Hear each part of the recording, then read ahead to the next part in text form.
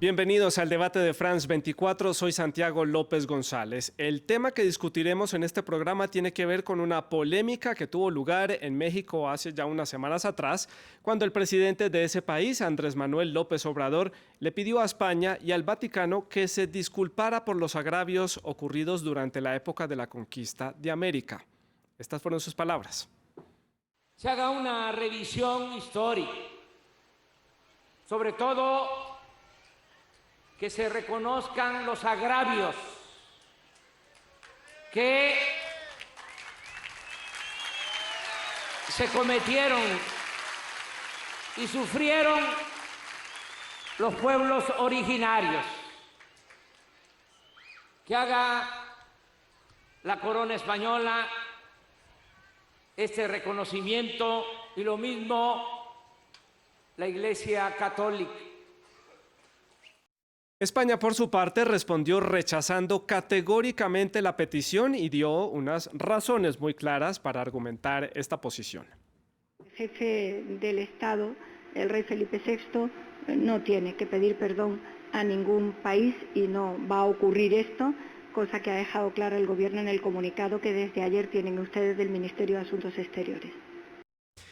Reabrir estas heridas del pasado, hermanar a través del reclamo histórico, ¿debe España pedir perdón por la conquista de América, Filipinas y Guinea Ecuatorial? Ese es nuestro tema de debate aquí en France 24 y por eso están con nosotros en el estudio el señor José Manuel Azcona, historiador de la Universidad Rey Juan Carlos de la ciudad de Madrid. También está con nosotros Yacu Siguindioy, él es profesor de la Escuela Intercultural de Diplomacia Indígena de la Universidad del Rosario en Bogotá, en Colombia, también es líder indígena, y también está con nosotros en el estudio Marcela Rebollo, ella es historiadora y coordinadora del Archivo Histórico Cipriano Rodríguez de la Universidad de La Sabana, también en Bogotá, en Colombia. Por último, pero no menos importante, está conectado con nosotros a través de Skype Luis Fernando Granados, historiador de la Universidad Veracruzana y director de Patrimonio en la Coordinación Nacional de Memoria Histórica y Cultural en México. A los cuatro les agradezco por estar con nosotros aquí en France 24, gracias por estar con nosotros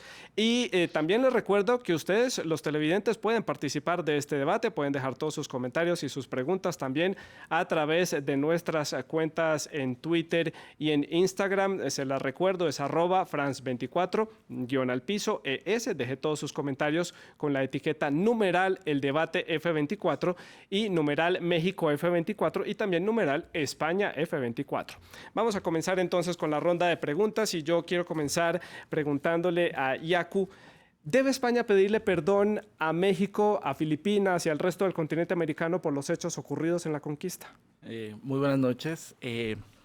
Bueno, este escenario en el que nos encontramos, digamos, los debates que tras todo el proceso de consolidación de nuestras sociedades contemporáneas y también la huella que ha dejado los temas como fue la conquista, la misma, desde mi perspectiva, reconquista, desde la parte de la consolidación de los estados-nación y de la república y otro tipo de situaciones en las que vivimos unos acontecimientos de dolor, unos acontecimientos que de alguna u otra manera no se han hecho visibles desde la verdad y las sociedades se han venido construyendo sobre esos ideas en las que siempre hay un ganador y a partir de eso construimos lo que hoy somos también.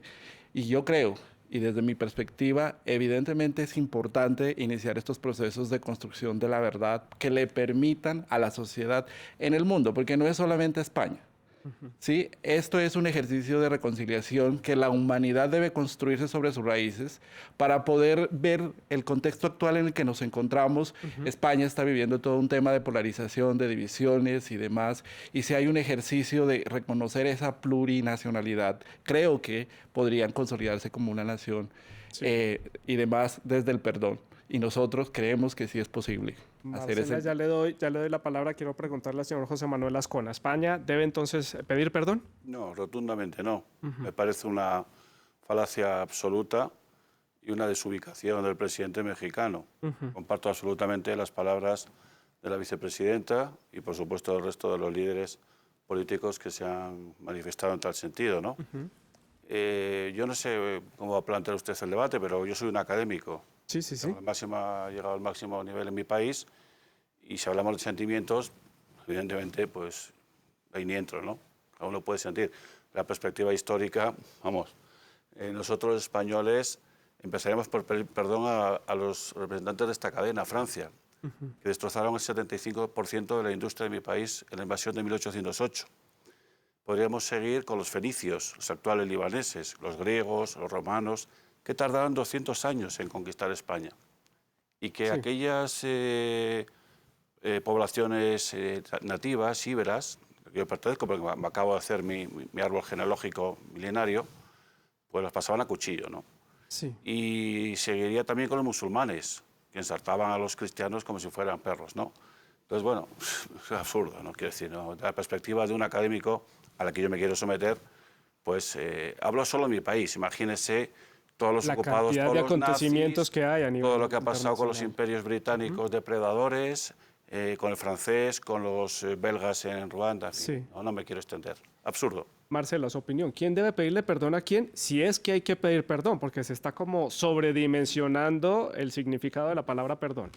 Sí, creo que realmente, bueno, me hago una pregunta inicialmente. ¿Cuál sería el objetivo que se persigue detrás de pedir perdón? Interesante. Realmente las condiciones de los indígenas de América van a cambiar con un hecho como este, porque si fuera que eso fuera a redundar en un mejoramiento de sus condiciones de vida, pues valdría la pena pensárselo. O ya se habría planteado. O se habría hace planteado. 500 años atrás, cuando esto sucedió. Exactamente, pero yo no soy partidaria de aplicar categorías presentes al pasado. Es decir, estoy de acuerdo con el profesor, lo que sucedió, sucedió, y además pues echamos para atrás y la historia, las naciones se han construido a costa de conquistas de unos sobre otros. Obviamente nuestras categorías actuales no validan actos atroces, bárbaros, y evidentemente en la conquista de América se cometieron barbaridades. Pero también es que fue el choque de dos mundos, pues que tenía que darse en esas condiciones, ¿no? Sí.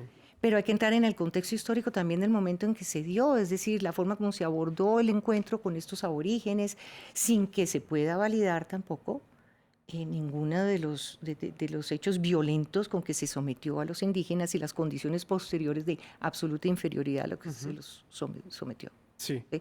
Y Luis Fernando, en México, su opinión al respecto. Buenas noches, les agradezco mucho tenerme aquí. Yo quisiera distinguir dos niveles de la discusión. Una es eminentemente política y la otra efectivamente es historiográfica. Respecto de lo político, me parece que hay una ignorancia acerca de lo que hacen los estados modernos. Hace apenas 4 años, Felipe VI pidió perdón por la expulsión de los sefaradíes de España. Hay una ley española por la cual, para restituir esa injusticia, como la llamó el rey, los descendientes de los sefaradíes pueden reclamar la ciudadanía española. Eso lo hizo la monarquía española por su propia voluntad, hasta donde sabemos. De modo que la idea de que no se puede aplicar criterios de hoy al pasado lo negó la propia monarquía hace apenas 4 años.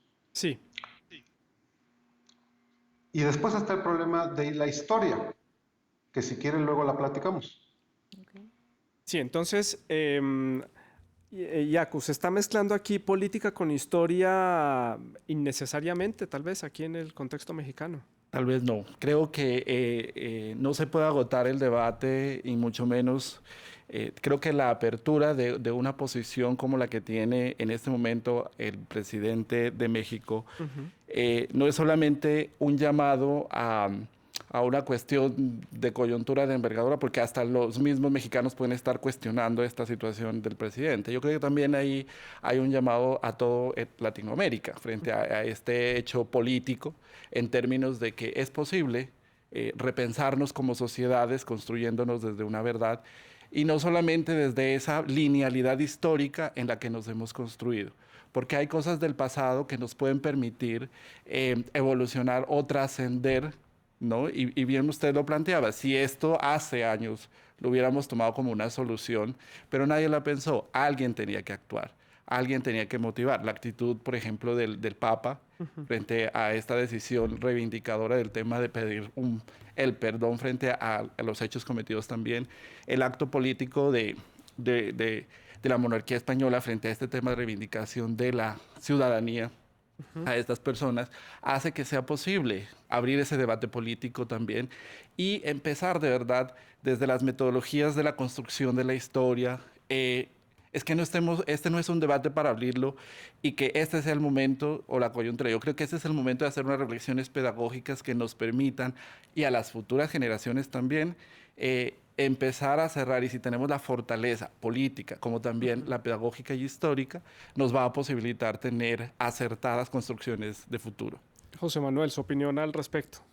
Me parece muy interesante lo que dice mi compañero de mesa, ¿no? Me parece muy interesante. Yo estoy en esa postura. Yo soy un estudioso de Iberoamérica, en concreto de la migración española.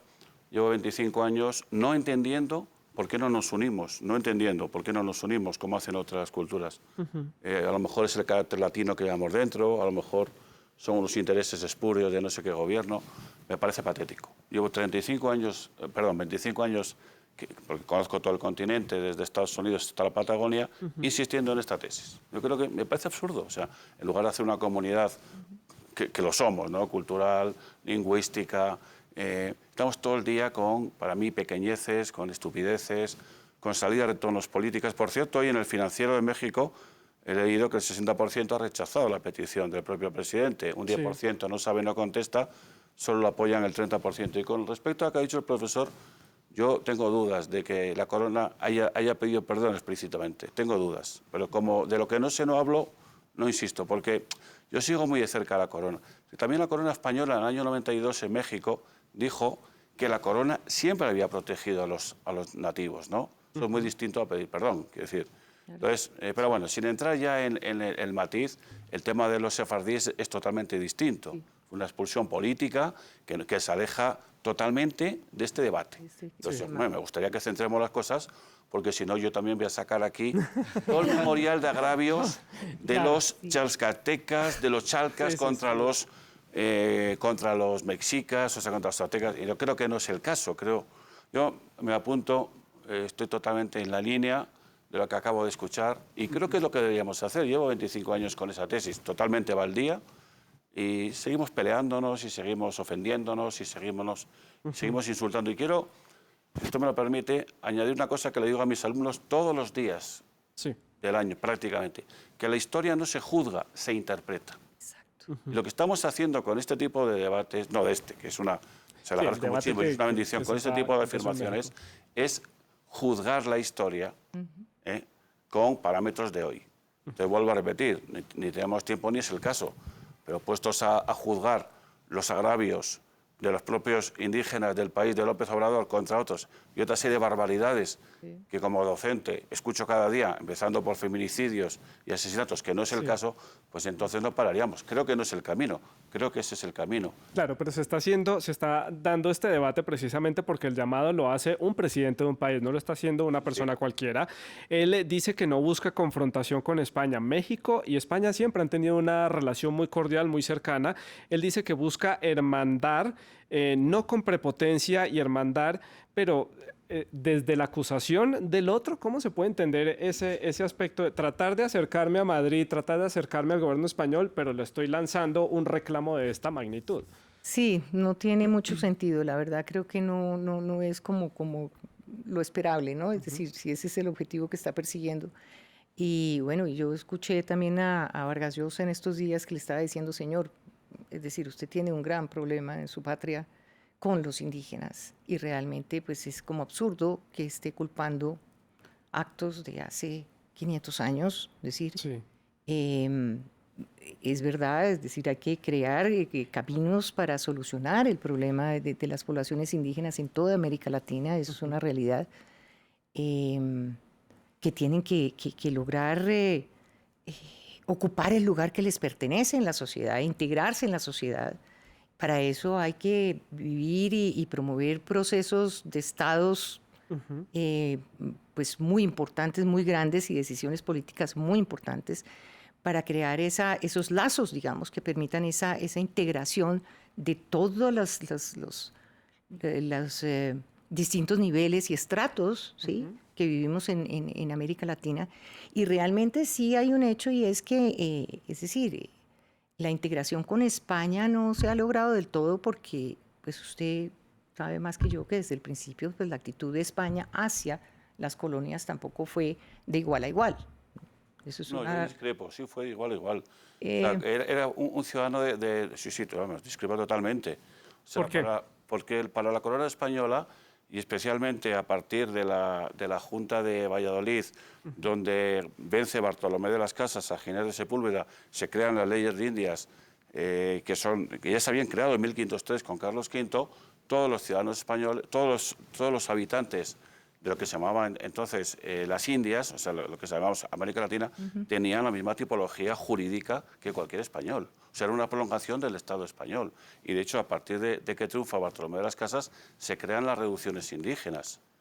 La prueba de lo que digo, si usted me permite... Pero antes sí hubo un sometimiento de los indígenas. ¿Cómo no va a haber un sometimiento? Se están conquistando, pero vamos a ver, es que, perdón por la obviedad, si un país conquista a otro, como los romanos conquistaron al mío durante 200 años, que casi no pueden, por cierto, o como los árabes, en la conquista, ¿qué es?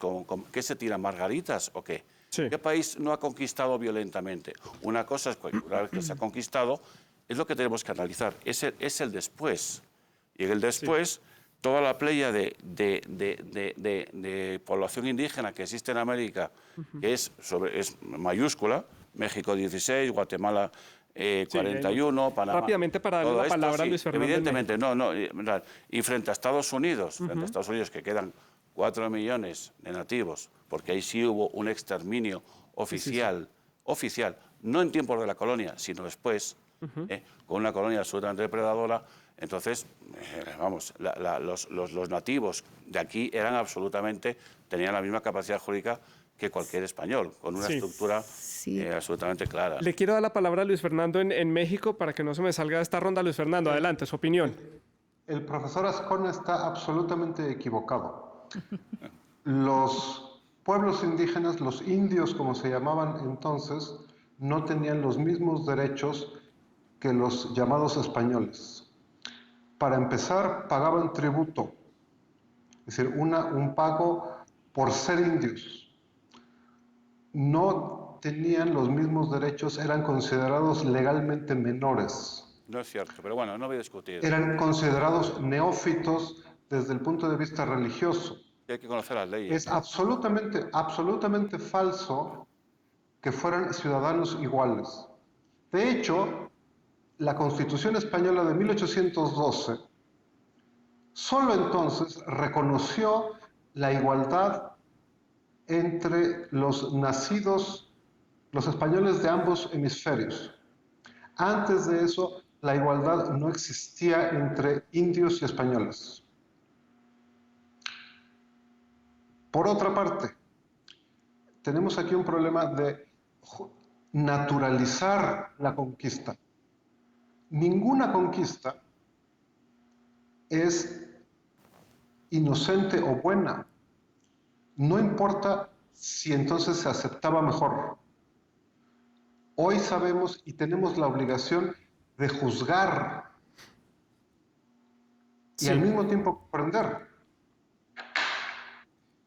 Sí, aprovecho, adelante, señora Azcona, rápidamente porque quiero tocar varias aristas. Yo también, y se me acaba el tiempo. por supuesto, discrepo totalmente. Creo que el profesor mexicano desconoce la legislación española y la historia en profundidad, al menos como yo la estudio y la veo. Pero bueno, en la discrepancia avanza la ciencia. Ahí no vamos a eternizar esto, ¿no? Sí.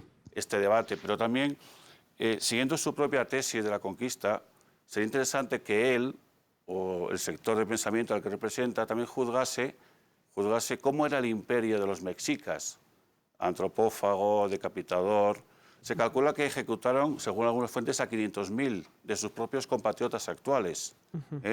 zacastecas y otro tipo de pueblos que son con los que, por cierto, Hernán Cortés hace la conquista. Sí. Entonces, si vamos a entrar en esa dinámica de analizar solo la maldad intrínseca de la conquista española, que es una conquista, la reconoce hasta el gato con botas y por tanto violenta, es tan obvio que no merece ningún aserto más.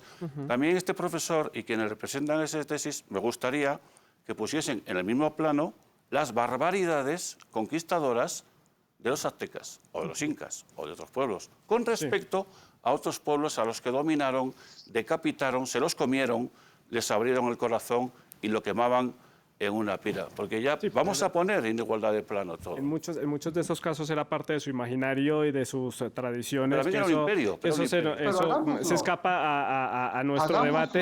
Luis Fernando, quiero aprovechar para preguntarle, porque ya me quedan 10 minutos de programa y tengo que tocar muchos temas. ¿No piensa usted que el gobierno mexicano, encabezado por Andrés Manuel López Obrador, está poniendo aquí una especie de cortina de humo para tapar otros temas locales y simplemente desviar la atención y llamar un poco también la atención a nivel internacional? No, yo creo que en ese sentido Vargas Llosa se equivocó, porque el gobierno de López Obrador tiene 4 meses. Todos nos equivocamos. Por otro, el problema yo creo que es que hay muchas cosas que está haciendo el gobierno de López Obrador. Esta es una de ellas. Yo creo que es una medida necesaria, no es la única. Una cosa que es importante recordar es que en el mensaje López Obrador dijo que una vez que la monarquía española le pida perdón a los pueblos indígenas, él, en tanto que jefe de Estado, pedirá perdón por las atrocidades cometidas por el Estado mexicano contra los pueblos indígenas. Sí. Marcela, su opinión al respecto. A ver, profesor, sí es cierto que las leyes de Indias protegieron a los indígenas. Lo que yo quería decir era que las condiciones generales de los criollos, de toda la población americana, nunca estuvo en la realidad, no en la legislación, en las mismas circunstancias. Y por eso se dio la independencia, es uno de los motivos de la independencia, el reclamo de igualdad. Somos tan españoles como los hijos de don Pelayo. Esa es una frase que todos conocemos. Sin embargo, las prácticas aquí eran diferentes. Es decir, uno de los problemas que había era el desconocimiento que se tenía en España, en las cortes españolas, sobre lo que realmente estaba pasando acá. Las condiciones de servidumbre a las que se estaba sometiendo a los indígenas. El proceso de revisión incluso teórica de la postura, y ahí entra la Iglesia a jugar un papel muy importante en esas discusiones y en esos debates, fue muy importante para cambiar y hacer que las leyes españolas fueran avanzando y fueran preocupándose por la real situación de los indígenas, porque se fueron mermando, ¿no?, las poblaciones indígenas por las condiciones laborales excesivas a las que estaban siendo sometidos. Eso también es una verdad histórica que no podemos tapar. Está Bartolomé de las Casas, y después lo mismo pasa con la población afrodescendiente. Bueno, que dicen lo contrario a Bartolomé, pero bueno. Yacu, le pregunto, ¿está haciendo este reclamo histórico de las comunidades indígenas de México presa de esta necesidad del gobierno mexicano de tapar algunas cosas de la realidad, de poca acción en estos 4 meses y simplemente está desviando la atención? Bueno, digamos en el contexto que se encuentra bien la transición de estos gobiernos, ¿no? Porque no solamente es el caso de México, mire Colombia cómo está en este momento, las situaciones, y más allá de ver el escenario de que quiera taparse una realidad, porque en últimas Obrador y las políticas en las que se está orientando tal vez el Estado, que es inspirador también para muchos, debería ser, digamos, como también el timón para muchos países reflexionar sobre las decisiones que se están tomando de gobierno y de Estado con las políticas de los pueblos indígenas, porque si bien en la colonia se hicieron leyes para ellos, nunca les consultaron esas leyes, nunca se hicieron desde la perspectiva de lo que ellos entendían esa realidad que se estaba viviendo en la colonización, en la conquista, y siempre fueron subsumidos, subordinados, y nunca se tuvo en cuenta la voz de ellos. Hoy los estados se tratan de reconocer como pluriétnicos, multiculturales, pero la dinámica y la realidad sobre las decisiones políticas sigue siendo igual, de sometimiento, de estigmatización, incluso hasta decisiones racistas que se están viviendo, donde las políticas no están jugando ese papel de construirnos verdaderamente en esa sociedad como humanos, independiente de las diferencias que tengamos, culturales, ideológicas. Y creo que si bien puede acotarse esta realidad de que políticamente se está tapando bajo esta lógica de internacional una idea de verdad que en mi concepto, y es un asunto más personal, en el que yo quisiera como también volcar. Yo creo que la humanidad está invitada a la reconciliación, no solamente a esa huella histórica de dominación y de control que tuvimos por la conquista. Sí. Hoy la realidad también está con la naturaleza. Pues digamos que ya no tenemos solamente una batalla de humanos, tenemos una realidad de que la naturaleza nos está llamando al orden. Sí. ¿No? Entonces, todo este tipo de lecturas no necesariamente estarían tapando una realidad política de México. Es la oportunidad de abrir unas discusiones que socialmente nos pueden reconstruir como Marcela, como y esa reconciliación, esa unión pasa 500 años después, ¿tiene que pasar necesariamente por el perdón?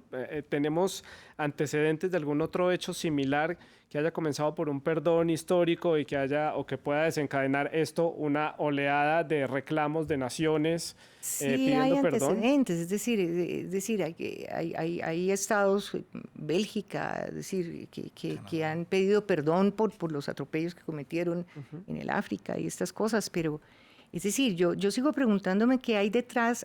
Es importante que los grandes imperios reconozcan los errores que cometieron tal vez en la forma, pero lo que usted dice, la interpretación de la historia, es decir, es que uno entra a estudiar el contexto de cómo se veía el choque de los dos mundos, cómo se veían nuestras poblaciones aborígenes en ese encuentro de los dos mundos, y uno tiene que decir, bueno, hay cosas que no podemos validar, pero se justificaron en ese momento, se veían. Uno pide perdón cuando es consciente de que lo que está haciendo está mal hecho. Claro. Ese es el principio del perdón. No estamos conscientes de eso. Y yo creo que no hay conciencia de eso todavía. No sé si debiera haberla. El Vaticano sí ya contestó claramente. El Papa en Bolivia dijo claramente que pedía perdón por todo lo que se había hecho en nombre de Jesucristo mal hecho, todos los atropellos y las barbaridades que se cometieron. Sí. No es que se justifique eso, pero tampoco creo que sea perdón. La reconciliación tiene que producirse, pero tiene que producirse dentro de los mismos estados. López Obrador tiene un problema y creo que lo está tratando de instrumentalizar y de buscar otros culpables del problema que tiene adentro. Es decir, 500 años después, ¿España qué tiene que hacer para arreglar el problema de los indígenas en América? Me pregunto yo. Me quedan 5 minutos de programa, señor Azcona. ¿Qué va a seguir de aquí en adelante con estos reclamos? ¿Se va a volver un reclamo reiterativo por parte de México? Podría suceder, dado que España ya tiene una postura. Le pido sea breve para que todos puedan hacer las conclusiones. Iba a leer, bueno, no tengo tiempo, iba a leer un manifiesto. Me quedan 5 minutos de programa y todos tienen que hablar. Adelante. Que hizo, bueno, entonces prefiero leer lo que escribió Darwin. Sí, adelante. A Darwin, ¿no? Erasmus Darwin, de cómo trataban los españoles a los indios. Lo voy a leer. Vivió entre 1731 y 1802. Es muy breve y prefiero, paso mi respuesta a lo anterior. En mis viajes por el inabarcable imperio español he quedado admirado de cómo los españoles tratan a los indios como a semejantes, incluso formando familias mestizas y creando para ellas hospitales y universidades. He conocido alcaldes y obispos indígenas y hasta militares, lo que redunda en la paz social, bienestar y felicidad general que ya quisiéramos para nosotros en los territorios que con tanto esfuerzo los vamos arrebatando. Parece que las nieblas londinenses nos nublan el corazón y el entendimiento, mientras que la claridad de la soleada España les hace ver y oír mejor a Dios. Sus señorías deberían considerar la política de despoblación y exterminio, ya que a todas luces la fe y la inteligencia española están construyendo, no como nosotros, un imperio de muerte, sino una sociedad civilizada que finalmente terminará por imponerse como por mandato divino. No tengo nada más. Luis Fernando, en México, adelante, su opinión, ¿qué va a suceder de aquí en adelante? ¿Se vuelve un reclamo reiterativo de México o este capítulo queda cerrado acá? Yo espero que sea el inicio de una discusión en México, en América Latina y en España que nos lleve a replantear, a repensar la conquista, el racismo, la desigualdad en la que viven los indígenas, las personas que denominamos mestizos y las personas que denominamos de origen europeo. Yo espero que esto provoque más discusiones y que podamos superar la arrogancia imperial que sigue existiendo en España y en muchas partes en México, en América Latina. Esto ya es una ofensa. Sí. Esto ya Señor Siguindoy, su opinión al es respecto. una ofensa ya, vamos. Creo que es importante, digamos, este momento y creo que la invitación nos va a posibilitar a reconstruirnos en términos de la identidad de lo que somos como seres humanos. Yo creo que el debate empieza y creo que América Latina y muchas reflexiones nos pueden llevar a verdaderamente a que estos actos simbólicos le permitan trascender a la sociedad. Marcela, la dejo para el cierre, su opinión. ¿Qué va a suceder aquí en adelante con esta discusión? No sé, pero creo que no le debemos dar tanta vuelta al tema. Es decir, América Latina es un continente mestizo por definición. Es que si uno hace su árbol genealógico, en algún momento es producto del cruce de las dos civilizaciones, claramente. Entonces, yo creo que si hay algo positivo de todo esto, debería ser buscar caminos de integración de Iberoamérica que logren como allanar eso, pero yo creo que ya los problemas son internos de nosotros como naciones. De verdad, es decir, que contemos con una cooperación especial de España. Sí debe haber un reconocimiento de que hay episodios de la conquista que contradicen lo que dice Darwin, porque pues los datos históricos y las crónicas están ahí y no se pueden tapar con el sol. Yo en el archivo tengo miles de papeles que refutarían una visión. Yo también tengo miles. Tengo miles que sustentan esto. Y sería interesantísimo confrontar las dos versiones, porque tenemos las dos. Yo sé que usted tiene unos y yo tengo otros que muestran una visión distinta. Ahí queda el debate abierto. Quiero agradecer a Luis Fernando en México por haber estado en conexión remota con nosotros, a Marcela, a Yacu y a José Manuel por haber estado aquí en el estudio de France 24 debatiendo sobre este tema. Recuerde que usted puede dejar todos sus comentarios y preguntas a través de las redes sociales. Gracias por haber estado con nosotros. Siga con nuestra programación.